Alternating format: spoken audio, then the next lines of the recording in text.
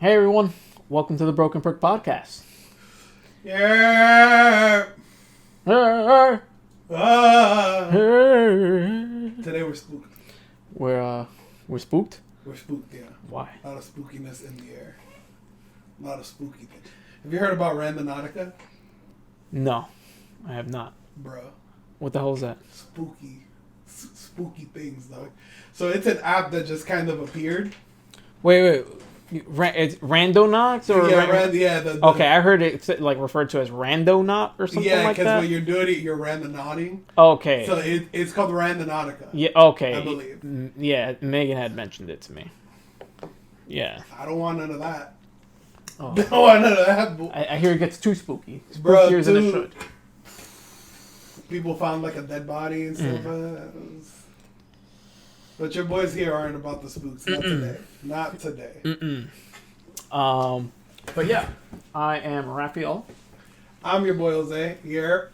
And be careful if you do that randonauting stuff. Pretty dangerous out there.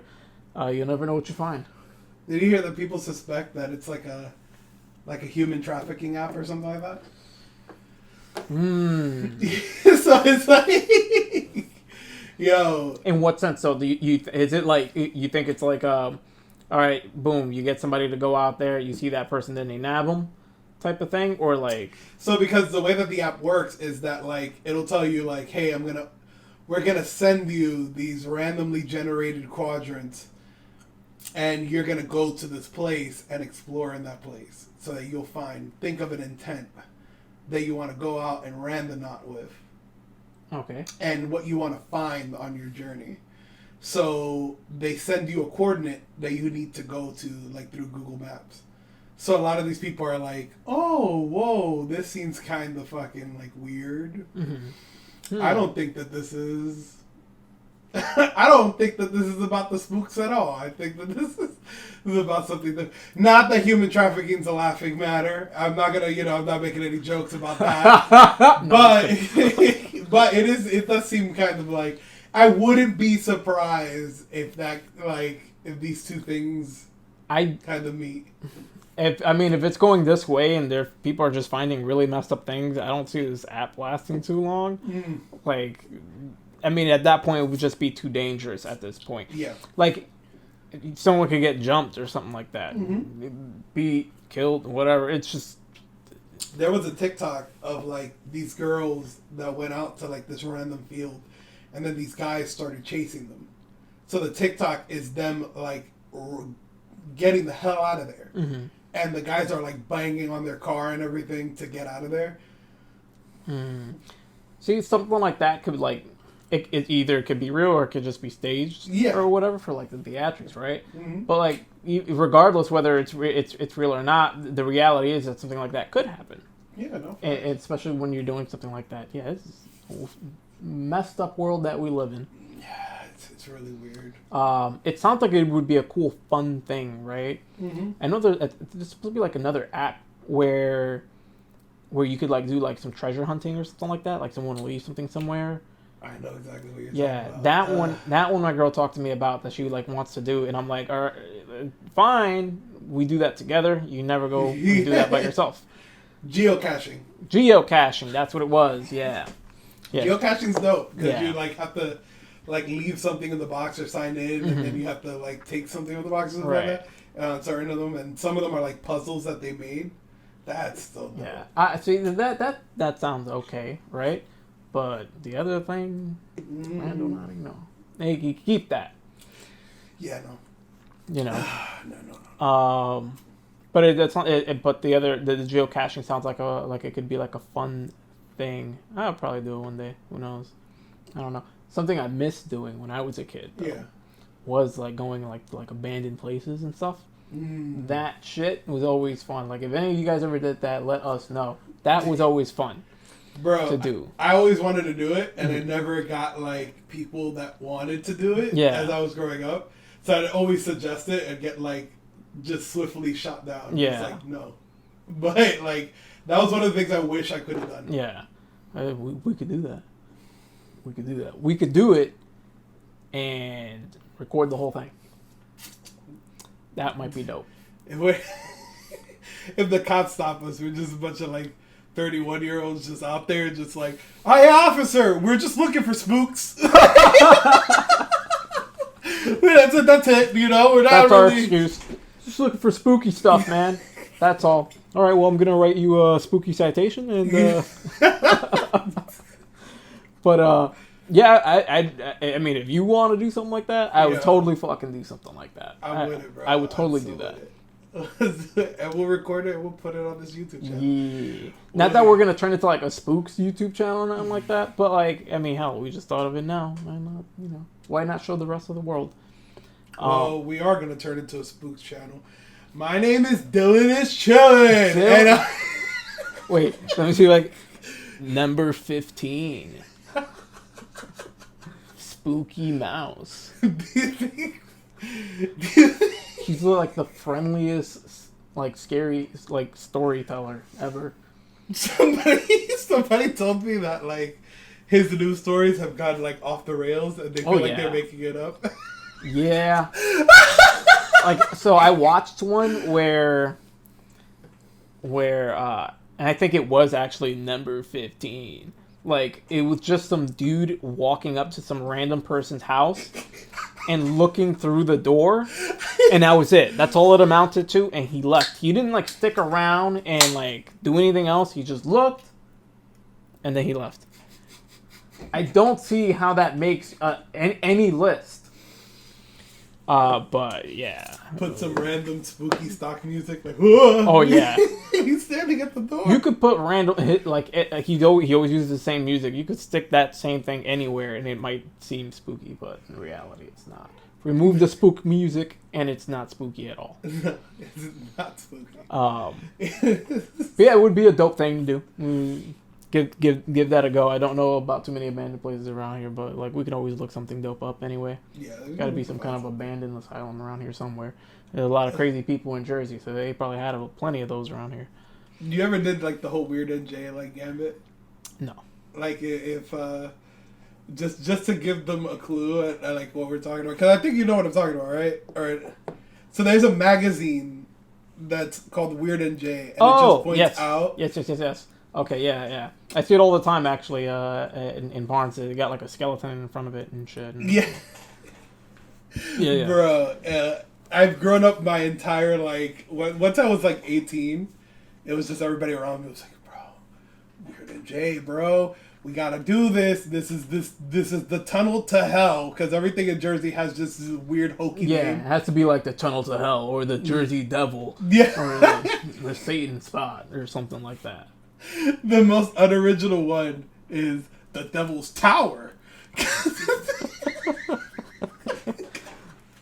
The Devil's Tower. And then the whole thing is like, yeah, if you drive in reverse around this 3 times, the devil pops up and he'll eat you or something. Yeah. But we'll take something out of there and go there. I think I heard of the Devil's Tower, actually. Yeah, I live very close to it. Yeah?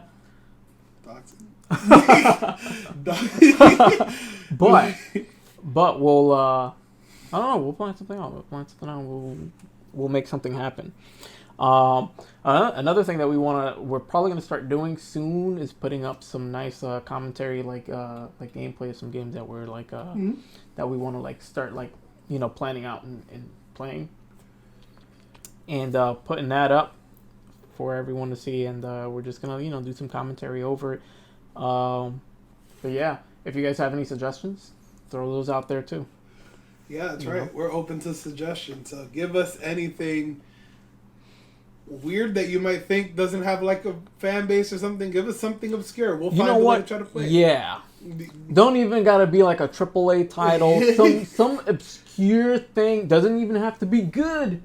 Just hit me with something super obscure, dude. Yeah. Something super obscure, that'd be dope. Yeah, that'd be awesome. That'd be dope. It'd probably be torturous. Most likely be torturous. But it'd be dope. Yeah. I think it would... And no matter what it is, it's probably going to be torturous, I feel. If it's something like super obscure, then it's probably super obscure for a reason. Yeah, no doubt. It's like... Real quick before we get on to our next topic, it's almost always like like when retro gaming became a huge like gold mine, and it's just like people found it hard to justify like, well, this is like $600.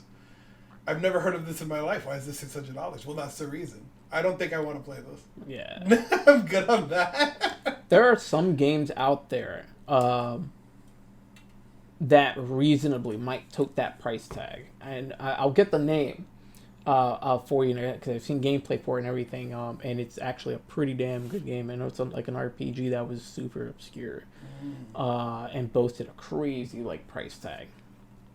I'll get the name for you, but it's but there's games out there that'll definitely boast that price tag with reason.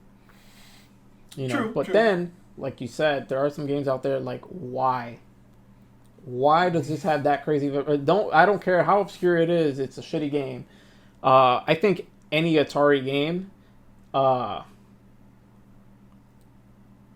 think any Atari game does not need to have like a crazy price tag. Yeah. They're all pretty shitty games. Like, let's be real. Like, some of those games are like whatever, right? They are whatever for what they were at the time. But like in reality, there was a lot of them that were just shit. And some people will try to like swear by them. You will not convince me on a lot of games. They're just shit. A lot of those games, all they boast is just that they're old retro games.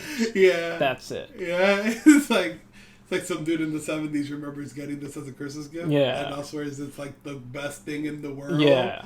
That's one of those things. There's the thing too that like I might swear by something like, oh, it's the fucking best game ever or whatever. Like, let's say for example, I might swear like, yo, Fallout 3, best game fucking ever. Yeah. To me, it's the best game. It's not, and I don't think it's the best game ever. It's one of my favorite games, right? Mm-hmm. But like, it's gonna have a special place in my heart. Yeah. That doesn't mean that it is like the best thing. The same thing with like a lot of these retro games, because you had a lot of these retro dudes coming out like, yo, look, when it became like a gold mine. Oh yeah, yeah. But yeah, I don't. There's a lot of games I don't think are like that great. But smarten us up. Give us some suggestions. Let us know. We might find some gold in there. You never know. You might make us a fan of Astro Blaster number 5. Number 5. That was the thing with Atari. Atari had like a lot of space games. Yeah. So you'd have a lot of like Astro this or Asteroids, right? A lot of them were like space related. Space Invaders. Yeah, right? space. You have to be very imaginative with old games. I think when you didn't have to be imaginative anymore by the time we hit like like the fucking like when we hit like Nintendo's like fucking like glory, like when it like here's our fucking console, right? It was the Nintendo. Well, Nintendo, I mean, there's some games you had to be imaginative with the Nintendo. Oh, of course. But I think that's when you didn't have to be as imaginative. But something like with the Atari, yeah, you had to be very imaginative. You have to be super. But I think that's with everybody. Like, I think like your first experience with video games was always like crazy. I think if you're a certain age, like I certainly remember playing like fucking, I don't even know, like something on like either an NES, and I remember just like in my mind it building like this whole thing. Yeah. But like nowadays, everything's just kind of built for you. Like you don't really have to imagine anything. Yeah. I mean, and now we get like great storytelling with like some games, but back then, you had nothing. You had bare bones. You had some text boxes that were like, "Oh, that was we're gonna give you just this much, and that's it." What was the Castlevania game where like it would like turn night and day, and then you would get like a text and it would like tell you like, oh, it's becoming daytime. Oh, I know what you're talking about. Yeah, I don't know exactly what game it is, but that game had good storytelling. Also, what was it? Ninja Gaiden? Yes. Ninja Gaiden.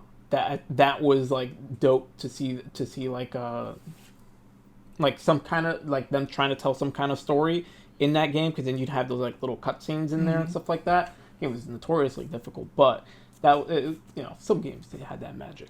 Yeah. But yeah, man. Hit us with some old game suggestions.